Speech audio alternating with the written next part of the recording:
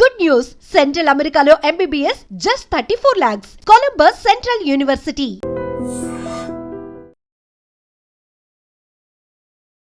నమస్కారం, welcome to I dream. ధర్మ మార్గం విత్ విజిత కార్యక్రమానికి స్వాగతం.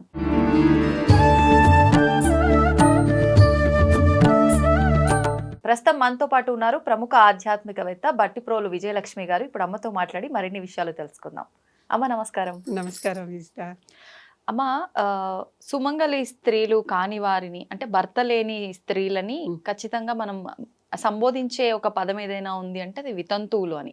కానీ ఈ పదం సంబోధించడం కూడా తప్పుగా భావిస్తున్నారు ఇప్పటి సమాజం. అంటే ఎవరికి వాళ్ళని ఏదో చిన్న చూపు చూడాలనే భావన ఉండదు ఏ రకంగా కూడా. కానీ అదొక పదం మనం వింటున్నాము అంటే దాన్ని మనం ఆచరిస్తూ ఉంటాం. ఈ రకంగా వితంతువులు అని సంబోధించడం తప్పు అంటారా? దాని గురించి. వితంతువు అనేది ప్రాక్టికల్ గా వచ్చినటువంటి పదం. వివాహంలో భర్త అంటే వరుడు వధువు మెడలో తాళి కట్టేటప్పుడు మాంగళ్యం తంతునానేనా అనే మంత్రం అందరికీ తెలిసి ఉంటుంది కదా. మాంగళ్య తంతువుని నీ మెడలో నేను కడుతున్నాను. ఎందుకోసం? మమ జీవన హేతున, నా ప్రాణం కోసమే, నీకు నా ప్రాణరక్షణ కోసం నీ మెడలో కడుతున్నాను అని చెప్తున్నాడు. భర్త చనిపోతే ఏమవుతుంది? భర్త కట్టిన ఈ తంతువు ఉందే, ఇది లేదు, ఇంకా అది తీసేస్తారు. తంతువు లేదు కనుక వితంతువు. ఆ పదం అలా వచ్చింది, ఆ సంస్కృతం పదం అది. తంతువు లేదు కదా, ఇప్పుడు ఆ తంతు ఏది లేదు కదా, అది లేదు కనుక తంతువు లేదేంటి? వితంతువు. అంటే ఏది కూడా అనవసరంగా మనం వాడట్లేదు, ప్రతిదానికి అర్థం ఉంది. ఒక వెర్బ్ నుంచి వచ్చినటువంటి ఒక పని, ఒక పదం అంతే. అంతేగాని దానికి దోషాలు లేవు. ఎవరిదైతే ఇలా భర్త తంతువు కట్టి తంతువు నుంచి మళ్ళీ విడిపడిన వాళ్ళని వితంతువులు అంటారు. అసలు తంతువు కట్టనే ముందర అసలు వాళ్ళకి తంతువే లేదు కదా, లేదు కనుక వాళ్ళతో సమస్య లేదు. తంతువు ఉంటే సుమంగళిల్లు వేరు, తంతువు లేకపోతే వితంతువులు అంతే. అయితే అమ్మ, ఈ వితంతువుల విషయానికే వస్తే ఈ మధ్య కాలంలో రకరకాలుగా మాట్లాడుకుంటున్నారు. వీళ్ళు అసలు పూజలు చేయకూడదు, వ్రతాలు ఆచరించకూడదు, పూజలు చేసుకునే దగ్గర వాళ్ళు ఎటువంటి హడావిడి చేయకుండా దూరంగా ఉండాలి, మామూలుగా ఎటైనా వెళ్ళేటప్పుడు వచ్చేటప్పుడు వీళ్ళు ఎదురు పడకూడదు, అపశకనము అని చెప్పి ఒక్కటేమిటమ్మా రకరకాలుగా మాట్లాడుతూ ఉంటారు. అంటే మంగళసూత్రం మెడలో పడకముందు ఆవిడ ఓకే, పడింది అది ఏదో దురదృష్టవశాత్తు తీసుకెళ్ళిపోయాడు భగవంతుడు అంటే ఎక్కలేని దరిద్రం ఈవిడ నెత్తినే వచ్చి కూర్చుంటుందా అమ్మ? అసలు ఇది కరెక్టే అంటారా? ఈ విధానం అంతా కూడా ఆలోచించి, ఈ విధానం అంతా తప్పు, ఈ భావనలన్నీ తప్పు అని చక్కగా ఆ అమ్మవారే స్వయంగా చెప్పింది. దశమహావిద్యల్లో ఒక రూపం వితంతు రూపం, ధూమావతి ఆవిడ పేరు. ఆ ధూమావతి తెల్లని వస్త్రాలు ఇలా అంటే సంస్కారం లేని జుట్టు వేసుకుని ఉండి ఆవిడ చాటా చీపురుతో చెత్త ఎక్కడున్నా ఎత్తేస్తూ పారేస్తూ ఉంటుంది. అంటే మన జీవితాల్లో ఉన్నటువంటి చెత్తని ఎత్తేసే దేవత ఆవిడ. మన జీవితాల్లో మనకు అక్కర్లేనివి కనుక ఈ ధూమావతి దేవతని ధ్యానించేటప్పుడు నా దరిద్రాన్ని తీసేయి, నా కష్టాన్ని తీసేయి అని అడగాలి. కానీ నాకు లాభాలు ఇవ్వు, నాకు డబ్బులు ఇవ్వు, నాకు చదువుని ఇవ్వు అని అడగకూడదు. ఏది తీసేయాలో అది చెప్పాలి. ఎటువంటి దుర్గుణాలు ఉన్నాయో అవి అడగాలి, అవి తీసేయి. ఓకే, కాలు నొప్పి ఉంది, నా కాలు నొప్పి తీసేయమ్మా అని అడగాలి. ఆరోగ్యాన్ని ఇవ్వమ్మా అని, అంటే రివర్స్ లో అడగాలన్నమాట అడిగేది. ఎందుకంటే ఆవిడ చాటా చీపుడుతో అన్ని ఎత్తిపారేస్తోంది. అమ్మవారే ఆ రూపంలో ఉన్నప్పుడు తప్పే ఉంది. అవును, ఆవిడకి పూజిస్తున్నాం కదా. దశమహావిద్యల్లో ఆ విద్యను కూడా విద్య అంటే శక్తి అని అర్థం. అంటే ఉద్దేశం ఏంటమ్మా? అంటే సమాజానికి ఇలాంటి ఒక మెసేజ్ ఇవ్వడం కోసమైనా అమ్మవారు అన్ని రూపాల్లోనూ అందరిలోనూ నేనున్నాను అని చెప్పింది. అసలు అమ్మవారి లలితా సహస్రనామంలో చెప్తే ప్రతి చోట చాకల దానిలో నేనున్నాను, వేసలో నేనున్నాను, చండాలికలో నేనున్నాను, చెప్పులు కుట్టేదానిలో నేనున్నాను, కుమ్మరి వాళ్ళలో నేనున్నాను, లేనిది ఎక్కడా అన్నిట్లో నేనున్నాను అని చెప్పింది ఆవిడ. అలాంటప్పుడు వితంతు రూపంలో ధూమావతి అనే ఒక విద్య రూపంలో, మహావిద్య, పైగా దశ మహావిద్యలే, 10 మహావిద్యలు, మహాశక్తి రూపంలో ఆవిడ అక్కడ కూర్చొని ఉంది. కనుక వీరిని తక్కువగా చూడటం కానీ అమర్యాదగా చూడటం కానీ చాలా తప్పు. వాళ్ళకు కూడా తాంబూలం ఇవ్వచ్చు, తప్పు లేదు. వాళ్ళు బొట్టు పెట్టుకుంటే పెట్టుకొనివ్వండి, మీరు కూడా పెట్టిన వాళ్ళకి మీకు అభ్యంతరం లేనంత వరకు వాళ్ళకి మీరు బొట్టు పెడితే తప్పులేదు. ఎందుకని? బొట్టు ఎప్పుడు పెట్టుకుంటున్నాం? పురిటిమల అయిపోగానే పెట్టుకుంటున్నాం. అవును, అవునా? అప్పటి నుంచి పెట్టుకుంటున్నది. భర్తతో వచ్చినవేంటి? మంగళసూత్రం, నల్లపూసలు, మెట్టెలు, ఈ సీమంతంలో పెట్టుకునేటటువంటి కుంకుమ. అప్పటి నుంచే కదా వీళ్ళు శ్రీ మహాలక్ష్మి స్థానం వచ్చింది. సీమంతంలో పెట్టుకునే కుంకుమ ఇట్లాంటివి తప్పితే మిగిలినవన్నీ చిన్నప్పటి నుంచి ఉన్నాయిగా. అవును, అవి భర్త వచ్చి ఇచ్చినవి కావు ఎవరికీ కూడా. అవును. కనుక వాటిని కంటిన్యూ చేస్తే దోషం లేదు.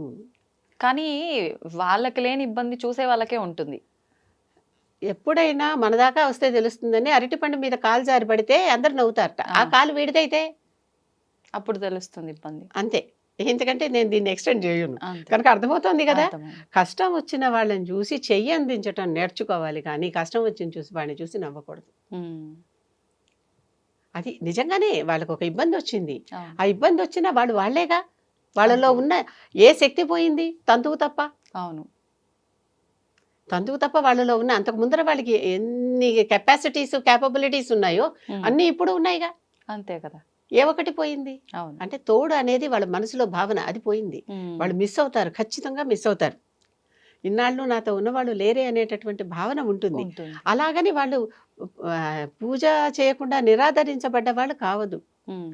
దశమహావిద్యని అమ్మవారిని ధూమావతిని కూర్చోబెట్టి పూజ చేస్తున్నాం అంటే అక్కడ వితంతు రూపంలో ఉన్న అమ్మవారిని పూజ చేస్తున్నామా లేదా? చేస్తున్నాం. మరి వాళ్ళు ఇప్పుడు చేసుకోవచ్చు. వితంతు రూపంలో అంటే మామూలుగా మనం ఏ పూజ ఆరాధన చేసినా పసుపు కుంకుమలకు ప్రాధాన్యం ఎక్కువగా ఇస్తాం. ఉమ్. ఇప్పుడు ఈ అమ్మవారిని ఆరాధించేటప్పుడు పసుపు కుంకుమలతో ఆరాధించరా అమ్మ మరి? పసుపు కుంకుమలు కూడా అందరికీ ఇవ్వచ్చు. పసుపు కుంకుమలు పుడుతూనే వచ్చాయి. అవును. అది పుడుతూనే అంటే పుడుతూనే అన్న ఉద్దేశం కాదు, వివాహం కాకముందర కూడా ఉన్నాయి. ఉన్నాయని. అది నేను చెప్పేది. ఓకే. వివాహానంతరం వివాహ సమయంలో వచ్చినవి ఏమన్నా ఉంటే అవి మళ్ళీ ఇవ్వం. అవి భర్త ద్వారా వచ్చేవి మాత్రమే కనుక. ఓకే. కనుక వీళ్ళకి పూజలు చేయొచ్చు, వీళ్ళు పూజలు చేసుకోవచ్చు. ఉమ్. పూజల వరకైనా వ్రతాలు నోములు లాంటివి కూడా ఏవైనా చేసుకోవచ్చు. చేసుకోవచ్చు వీళ్ళు. ఆహా. ఎప్పుడూ కూడా భార్యాభర్త ఇద్దరు కలిసి చేసుకునే వ్రతాలకి వీరికి మినహాయింపు తప్పదు. అవును. అవును. అవునా? అవును. పక్కన లేరు కదా. లేరు కాబట్టి. ఒక్కళ్ళే చేసుకునేటటువంటి పూజని నిరంతరంగా నిరభ్యంతరంగా చేసుకోవచ్చు. ఉమ్. చాలా మంది మనకి ముందర జీవితాల్లో అంటే ముందర జన్మల్లో మంచి జీవితం కోసమనే కదా ఈ పూజలు వ్రతాలు చేస్తున్నారు. అవును. అవును. మరి వీళ్ళకి మాత్రం వద్దా? ఉండాలి కదా.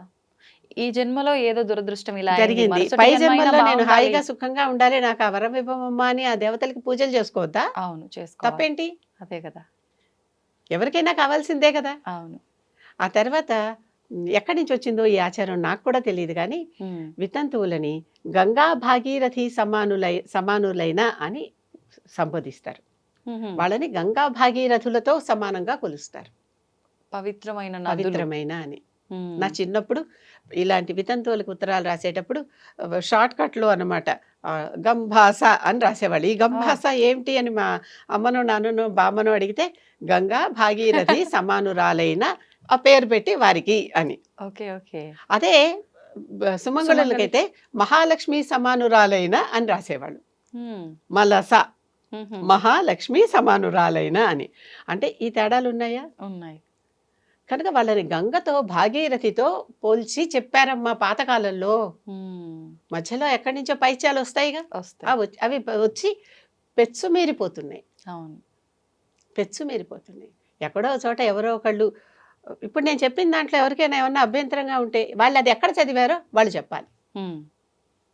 వాళ్ళు ఎక్కడ చదివారో, ఎక్కడ చూసారో, ఎక్కడ దీన్ని తెలుసుకున్నారో తెలుసుకున్నారు. ఆ గ్రంథం మనకి ఇస్తే మనం కూడా చదివి దాని గురించి ఫర్దర్గా స్టడీ చేద్దాం. తప్పే ఉంది, నేర్చుకోవటం ఎప్పుడు తప్పు కాదుగా. అంతే. కానీ అమ్మ ఒకప్పటి కాలంలో ఖచ్చితంగా హస్బెండ్ చనిపోయిండు అనంటే బొట్టు, గాజులు, పువ్వులు ఇవన్నిటికీ దూరం చేసి ఒక తెల్లటి వస్త్రం కట్టి అవసరమైతే కొన్ని సందర్భాల్లో గుండు కూడా గీయించి అలా చేసేవారు అని చెప్పి. అంటే ఇది ఒకవేళ శాస్త్రంలో మీరన్నట్టు లేకపోయినా ఏదైనా ఆచారాలలో ప్రాంతీయ ఆచారంగా అలా ఆచారంలో ఏమైనా ఏర్పడటానికి వచ్చుండొచ్చా? కారణం వీళ్ళు ఇంకా చక్కని మంచి వయసులో ఉన్నప్పుడు ఉమ్. ఈ వయసులో ఉన్నటువంటి వారిని చూసి ఇతరులు ఏమి వీళ్ళతో దుష్ప్రవర్తన చేయకుండా ఉమ్. వాళ్ళని ఆకర్షణ లేకుండా చేయటం. అవన్నీ తీసేస్తే ఆకర్షణ అంటే ఉంది. అక్కడ వీళ్ళ శ్రేయస్సు కోరే, శ్రే- బాగు శ్రే- కోరే. శ్రేయస్సు కోరి చేస్తున్నాం అనుకుని చేశారు. ఉహుహుం. అది శ్రేయస్సు అయిందా లేదా మనకి తెలియదు. తెలీదు. కానీ కానీ అదొక కోరిక అదే. మూఢనమ్మకంగా రాను రాను ఇలా తయారైంది. ఎక్కువైపోయింది. ఉమ్. కొంతమంది వాళ్ళంతట వాళ్ళే నా భర్తే పోయాక నాకేం వద్దని చర్చించేస్తారు. అది వాళ్ళ ఇష్టం, వాళ్ళ పర్వాలేదు. ఇష్టం. అవును. తప్పలేదు, వాళ్ళ ఇష్టం. అవును. వద్దంటానికి మనం ఎవరం? అంతే కదా. ఈ సతీ సహగమనం కూడా అంతే. అందరూ చేయలా, కొంతమంది చేస్తే అందరికంట కట్టేస్తున్నారు. ఉమ్. కుంతి బతికే ఉందా? కౌసల్య, సుమిత్ర, కైకేయి బతికే ఉన్నారా? అంటే ఆ యుగాల్లో లేవు. అప్పట్లోనే. ఆ, త్రేతా ద్వాపర యుగాల్లో లేవు. లేవు. మరి ఎక్కడి నుంచి వచ్చినాయి? కలియుగంలో. మధ్యలో ఎక్కడో వచ్చింది. ఎలా వచ్చిందో, ఎందుకు వచ్చిందో అనే రీసెర్చ్ తెలియాలి. తెలియటం అంటే ఏమైంది? మధ్యలో వేరే ఇతర ధర్మాల వాళ్ళు వచ్చి మనల్ని పాలించటం వల్ల మన చదువు వాళ్ళకి ఒక రకమైన ఈర్ష్య కలిగి ఈ గ్రంథాలన్నిటిని తీసేయటం వల్ల మనకు ఆ సమాచారం మధ్యలో మిస్ అయింది. మిస్ అయింది. కానీ ఏంటి ఎక్కడో చోట వాస్తవం అనేది ఉంటుంది. ఒక క్వశ్చన్ మార్క్. అక్షరం కదమ్మా అది, అవును. విద్య అంటే అక్షరం కదా. అవును. నాశనము కానిది ఆ క్షరము, క్షరము కానిది అక్షరం. ఎక్కడో చోట ఉంది, అది ఉంది. మనకి దొరకాలంతే. ఈ స్త్రీలకు సంబంధించి రజస్వల దోషాలు అని చెప్పి అంటూ ఉంటారు. అసలు ఇవి ఎటువంటి సందర్భంలో ఈ దోషాలు అనేది మనకు వస్తూ ఉంటాయి, వీటిని మళ్ళీ మనం ఎలా నివారించుకోవచ్చు, వాటి గురించి వివరించండి. రజస్వల దోషం అనేది నిజంగానే ఇది కొంచెం దోషకాలమే, అశౌచకాలం. ఎందుకని అంటే ఇది ఒక బ్రహ్మహత్య పాతకం వల్ల కలిగింది. హత్య చేస్తే దోషమే కదా. అవునమ్మా. బ్రహ్మహత్య అంటే ఒక బ్రాహ్మణుడిని హత్య చేసిన పాపం పాతకం అన్నారంటే మహాపాపం అని అర్థం. ఆ బ్రహ్మహత్య పాతకం ఇంద్రుడికి ఒకసారి తగిలింది. ఓసారి కాదు, 2 సార్లు తగిలినాయి. మొదటిసారి తగిలినప్పుడు ఇంద్రుడు శక్తిహీనుడైపోయాడు, సరిగ్గా రాజ్యం చేయలేకపోయాడు. దేవతల రాజ్యానికి ఆయనే కదా అధిపతి, అవును. అమరపురికి ఆయనే కదా రాజు. చేయలేకపోయినప్పుడు అందరూ కలిసి, దేవతలందరూ కలిసి ఆలోచించి కూర్చుని ఎట్లా అయినా సరే త్రిమూర్తులు అందరూ తలో చెయ్యి వేసి దీని నుంచి ఇంద్రుడిని ఉద్ధరించటం కోసం ఆ పాపాన్ని ఇంద్రుడి నుంచి తీసి 4 భాగాలు చేశారు. ఈ 4 భాగాలు నలుగురికి ఇస్తే ఇప్పుడు ఇంద్రుడికి పాపం పోయింది. ఇంద్రుడు మామూలుగా రాజ్యం చేసుకుంటాడు. పాపం పోతుందంటారా? పంచుకుంటే అంటే అక్కడ పెద్దలందరూ కూర్చుని ఈ విధంగా కానీ పాపం తీసుకునేవాడెవడు? అదే కదా. ఈ 4 భాగాలు చేశారు. సరే, ఆయన ఏదో అప్పు అనుకుందాం ఫర్ ఎగ్జాంపుల్, మనకి అదంటే తేలిగా అర్థమవుతుంది కనుక. 400 రూపాయలు అప్పుని దిగుతారో 400 ఇక్కడ పెట్టి ఈ అప్పుని ఇంకోళ్ళని తీర్చమంటున్నాం. ఎవరు తీరుస్తారు? అప్పుడు నలుగురు వచ్చారు. 1 భూమి, 2 చెట్టు, 3 సముద్రం, 4 స్త్రీ. ఈ నలుగురు 4 భాగాలు తీసుకుని ఈ పాతకం మేము మోస్తాము అని ఒప్పుకున్నారు. ఇప్పుడు మొట్టమొదటిది ఈ భూమి అన్నాను కదా. ఈ భూమి ఎలా తీసుకుంటుందంటే ఈ పాపం చవిటి పరలు అంటారు చూడండి, అక్కడ ఇంకేం పండవు, బీటలు అంతే అసలు అక్కడ దాంట్లో ఏమి పనికిరాని భూమి అనమాట. అలాంటి భూమిలో ఈవిడికి భూదేవికి బ్రహ్మహత్య పాతకం ఉంటుంది. అక్కడ ఏం పనికిరాదు. అలా చూసుకున్నా ఆడవారికి మళ్ళీ భూమాత అలా తీసుకున్నా మనం అందరినీ వృక్షాన్ని కూడా వృక్షమాత ఏమన్నా అనుకోవచ్చు కదా. కనుక అలాగే చవిటి పర్రల్లో బ్రహ్మహత్యా పాతకం దాగి ఉంది. మరి ఈ పాపం తీసుకున్నందుకు వాళ్ళకి ఏదన్నా ఒక ఉపయోగం కూడా ఉండాలి కదా. ఆ ఉపయోగం ఏంటంటే భూమి మీద ఎక్కడన్నా గుంటలు పడితే వాటంతట అవే పూడిపోతాయి. గమనించి చూడండి ఎప్పుడైనా సరే. అవును అవును. గుంటలు వాటంతటవే నెమ్మదిగా పూడిపోతాయి. అది ఆవిడకి వరం.